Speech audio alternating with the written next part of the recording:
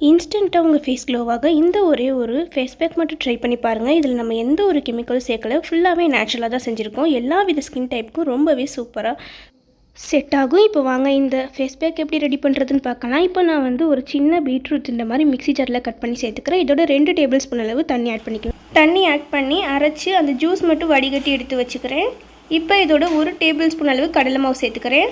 கடலை மாவு சேர்த்துக்கோங்க. கடலை மாவுக்கு பதில் நீங்கள் அரிசி மாவு கூட சேர்த்துக்கலாம். இப்போ நான் இதோட 1 டீஸ்பூன் அளவு தயிர் சேர்த்துக்கிறேன். தயிர் சேர்த்துட்டு இதோட 1/2 டீஸ்பூன் அளவு ஹனி சேர்த்துக்கிறேன். ஹனி ஆட் பண்ணலாமான்னு சொல்லி நிறைய பேருக்கு டவுட் இருக்கும். கண்டிப்பாக ஆட் பண்ணிக்கலாம், ஒன்றுமே ஆகாது. அவ்வளோதான், ரொம்பவே சூப்பராக ஃபேஸ் பேக் ரெடி ஆயிடுச்சு. நான் இதை இப்போ என் கையில் அப்ளை பண்ணி காட்டுறேன் பாருங்கள். நீங்கள் ஃபேஸில் அப்ளை பண்ணி ஒரு 1/2 hour வச்சு கழுவிடுங்க.